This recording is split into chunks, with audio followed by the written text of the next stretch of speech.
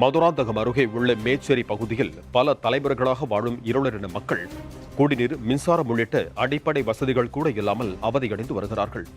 இப்படிப்பட்ட காலத்தில் கூட எங்களுக்கு இந்த நிலைமையா என புலம்பும் அப்பகுதி மக்கள் குறித்து விவரிக்கிறது இந்த செய்தி தொகுப்பு.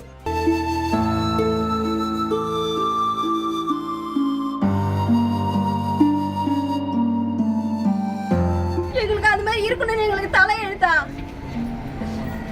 நாங்களும் மனுஷன் தானே.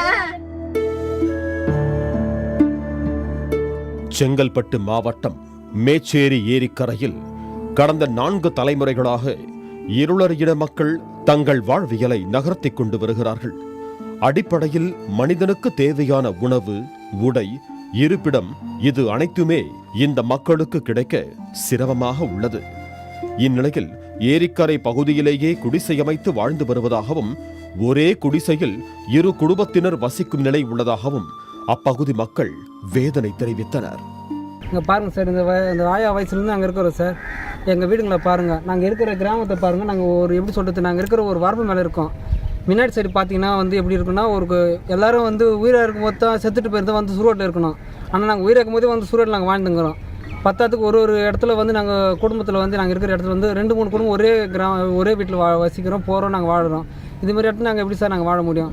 அது மட்டுமல்லாமல் இருளர் என கூறினாலே ஏளனமாக பார்ப்பதாகவும், குழந்தைகளை தவறான வார்த்தைகளால் உச்சரித்து காயப்படுத்துவதாகவும் கூறுகின்றனர். நாங்களும் மனுஷங்க தானே, எங்களுக்கு என்ன தலையெழுத்தா என்ன என அழுகுரலில் கூறியது பார்ப்போரின் நெஞ்சை ரணமாக்கியது. எங்கேயும் போறீங்க, அந்த ஊராளுங்க எங்க பசங்களை ஒரு மாதிரி பேசுறாங்க, அந்த மாதிரி பேசுறாங்க. நாங்க மட்டும் என்ன பண்ணோம்? எங்களுக்கு அது மாதிரி இருக்கணும்னு எங்களுக்கு தலையெழுத்தா? நாங்களும் மனுஷன் தானே.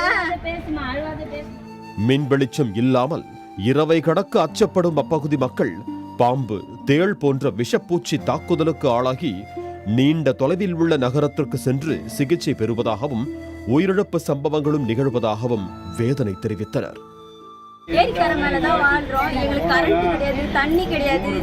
தூங்கி எழுந்தா எங்களை என்ன கடிக்கும் அப்படின்றதே எங்களுக்கு தெரியல. கரண்ட் இல்லாத பாம்பு, பூரா எல்லாமே வருது. நாங்க குழந்தைய வச்சுக்கின்னு எப்படி அந்த இருட்டுல படுக்குது? என் பையனை பாம்பு கடிச்சிச்சு சார். என்ன கடிச்சதுன்னு கூட எங்களுக்கு தெரியல. அந்த இருட்டுல நாங்க தூங்கி அந்த டைம்ல ஓடுறது கூட எங்களுக்கு 2 கிலோமீட்டர் நாங்க போனோம் ஹாஸ்பிட்டலுக்கு.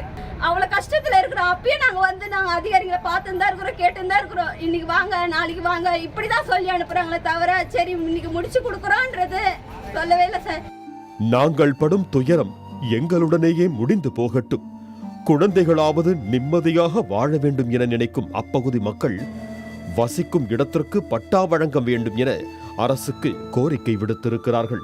பல முறை மனு அளித்தும் பட்டா வழங்க இதுவரை அதிகாரிகள் நடவடிக்கை எடுக்கவில்லை என குற்றம் சாட்டும் கிராம மக்கள் தங்களின் வாழ்வாதாரத்தை காக்க அரசு செவிசாய்க்க வேண்டும் என கோரிக்கை விடுத்தனர்.